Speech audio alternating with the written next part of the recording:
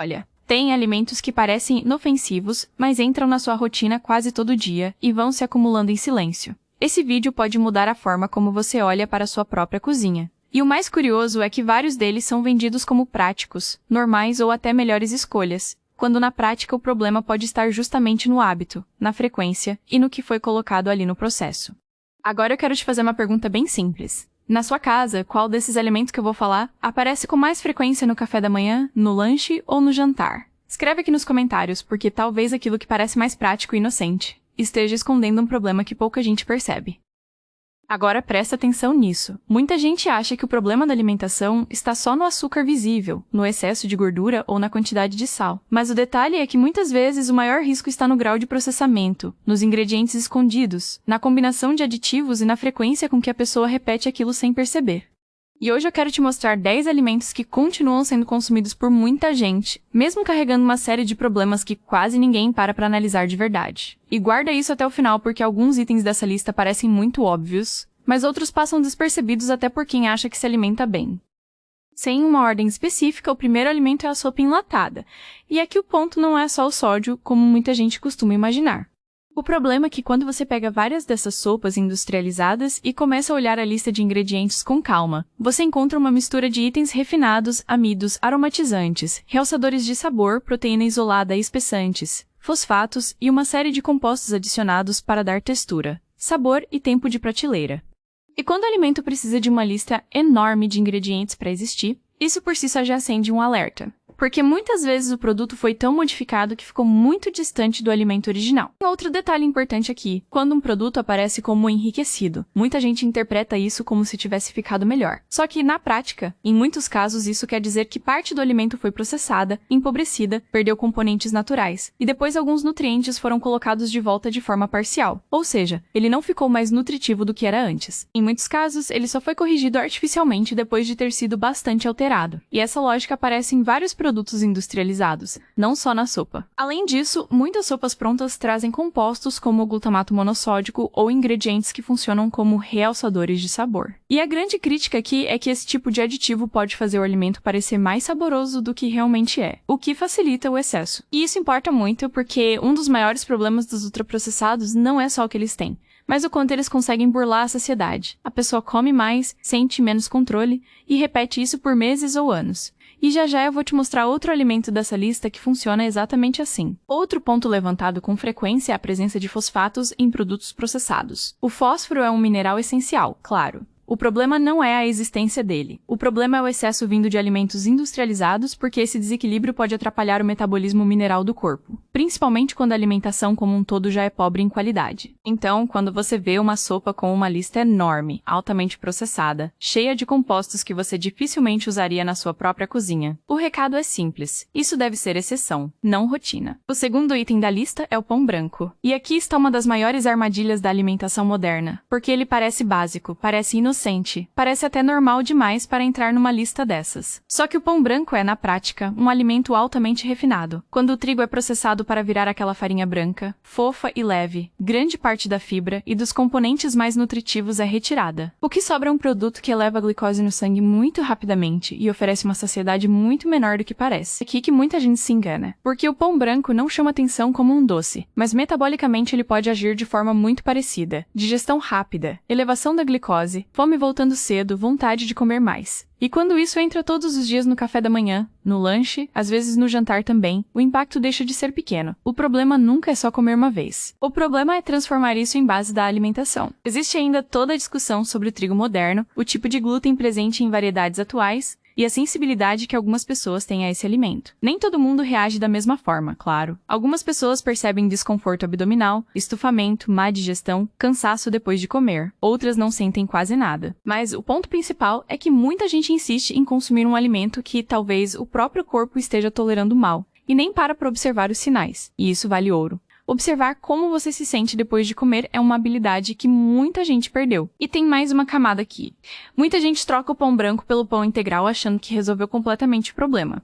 Só que dependendo do produto, a diferença prática pode ser bem menor do que o marketing sugere. Em alguns casos, o integral tem mais fibra e isso já ajuda sim. Mas se continua sendo um produto muito processado, baseado em farinha, com vários aditivos, a melhora pode não ser tão grande quanto a embalagem faz parecer. Então o erro é achar que só porque está escrito integral, ele virou automaticamente uma comida de verdade. Nem sempre virou. O terceiro alimento é o atum enlatado, e aqui o alerta principal gira em torno do mercúrio. O atum é um peixe grande, predador, e justamente por isso pode acumular mais metais pesados ao longo da cadeia alimentar. Isso é especialmente importante para gestantes, porque o excesso de mercúrio é uma preocupação real no desenvolvimento neurológico do bebê. Mas esse cuidado não deveria existir só durante a gravidez. A lógica é simples. Se é um contaminante que merece atenção em grupos mais sensíveis, faz sentido que qualquer pessoa evite transformar esse alimento em rotina diária. Isso não quer dizer que você nunca mais pode comer atum. E esse ponto é importante deixar claro. A ideia aqui não é tratar o alimento como veneno absoluto, mas como algo que não deveria ocupar lugar de base na dieta. Muita gente usa atum pela praticidade, pelo preço, pela proteína rápida. Só que praticidade sem contexto vira armadilha. E esse é um padrão que se repete em vários itens desta lista. O barato, o rápido, o conveniente, muitas vezes cobra uma conta depois. O quarto item é o refrigerante diet. E aqui mora uma confusão enorme, porque muita gente avalia esse tipo de produto só pela ausência de açúcar ou pelo impacto na dieta. Mas tem calorias? Mas quebra jejum? Mas atrapalha low carb? Só que essas perguntas muitas vezes desviam do principal, porque o fato de algo não ter açúcar não transforma automaticamente aquilo em algo bom para consumir com frequência. E o refrigerante diet continua sendo um produto artificial, altamente formulado, feito para manter paladar hiperestimulado e hábito de consumo. Alguns desses produtos usam adoçantes artificiais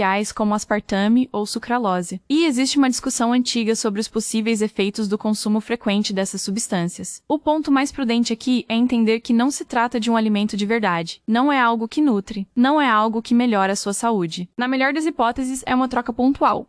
Mas quando a pessoa começa a tratar refrigerante diet como bebida livre, diária, sem consequência, ela pode estar apenas mantendo o cérebro preso à necessidade constante de sabor intenso e do estímulo doce o tempo todo. E guarda isso porque é um dos princípios mais importantes deste vídeo. Às vezes o problema de um alimento não é só a química dele, é o comportamento que ele preserva. A pessoa acha que mudou, mas continua treinando o paladar para depender sempre do extremo. E quando o paladar fica refém do excesso, comida simples começa a parecer sem graça. E isso cria um círculo difícil de quebrar. Quinto item são as batatas chips. E muita gente vai pensar, mas o problema é o sal ou é a gordura. Só que o ponto central vai além disso. Um dos grandes sinais de que estamos diante de um alimento problemático é a facilidade absurda de exagerar. Tem comida de verdade que naturalmente limita. Você come e para. Já certos ultraprocessados parecem desenhados para desligar o freio. E a batata chips é quase um símbolo disso. Você abre o pacote e quando percebe, acabou. Isso diz muito, porque alimentos assim costumam combinar crocância, sal, gordura, sabor concentrado e textura de um jeito que estimula a repetição automática. E quando entram frituras industriais e óleos vegetais altamente processados nessa conta, o cenário piora. O problema então não é só a batata em si, é o tipo de processamento, o tipo de óleo usado, a oxidação gerada por altas temperaturas e o padrão de consumo exagerado que esse alimento favorece. Tem também um fator cultural importante. Em muitos lugares, esse tipo de produto saiu da categoria petisco ocasional e virou acompanhamento comum, lanche rápido, item de rotina. E aí um alimento que deveria aparecer raramente começa a entrar várias vezes por semana. Esse talvez seja um dos maiores erros da alimentação moderna, transformar exceção em normalidade. Se você está gostando desse tipo de conteúdo, já se inscreve no canal agora, porque muita gente só percebe que está construindo um problema quando ele já virou hábito antigo demais para ser visto com clareza. E aqui a ideia é justamente te ajudar a enxergar antes. O sexto item é a calda industrializada para panqueca e xaropes desse tipo.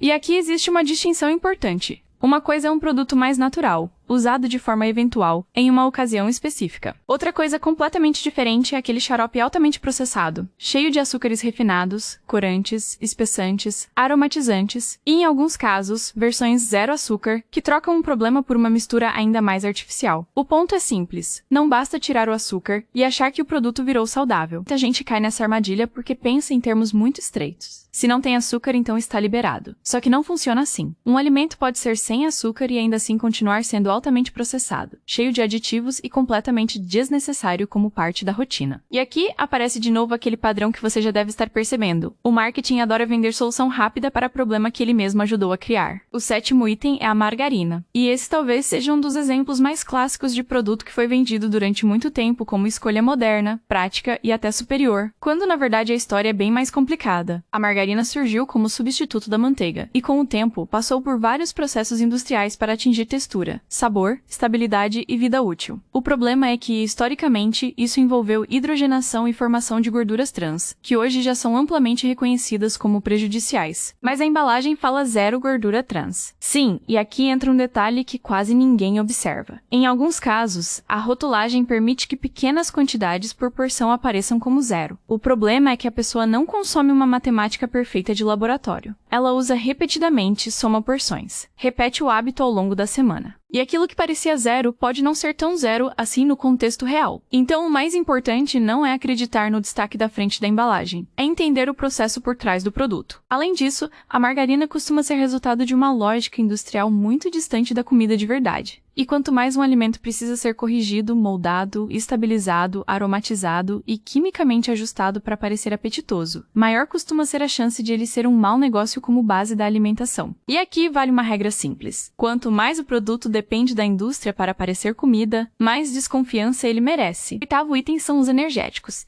E esse é um dos casos mais traiçoeiros, porque o próprio nome do produto já induz uma interpretação errada. Parece que ele dá energia, mas o que ele faz na prática é estimular. E estimulação não é a mesma coisa que energia real. Isso muda tudo, porque quando a pessoa toma energético para funcionar, ela muitas vezes está pegando emprestado uma sensação de alerta que depois cobra um preço em cansaço, irritação, sono ruim e dependência do próximo estímulo. Essas bebidas costumam trazer cafeína, às vezes em quantidades altas, além de outros compostos estimulantes, açúcar em versões tradicionais ou adoçantes artificiais nas versões sem açúcar. E o risco não está só em uma lata isolada, está no padrão. Gente que usa para trabalhar, para treinar, para estudar, para dirigir, para compensar noites ruins, para repetir o que o corpo já estava avisando que precisava corrigir na raiz. E aí o energético vira uma espécie de cartão de crédito fisiológico, funciona agora, mas a conta chega depois. Esse é um dos pontos mais importantes do vídeo inteiro, porque muita gente tenta resolver exaustão com estímulo. Só que exaustão não se cura com aceleração. Se a base está ruim, a alimentação ruim, estresse alto, falta de recuperação, mais o estimulante só mascara por um tempo. E mascarar por um tempo não é resolver, é adiar. O 9º item é o suco de fruta industrializado, e aqui muita gente vai resistir porque pensa, mas é fruta. Só que o detalhe é justamente esse. Quando você pega a fruta inteira, ela vem com estrutura, fibra, mastigação e uma velocidade diferente de consumo. Quando isso vira suco, especialmente o industrializado, a lógica muda completamente. A carga de açúcar pode ficar concentrada, a saciedade cai, a absorção fica mais rápida, e muitas vezes o que sobra é uma bebida muito distante da fruta original.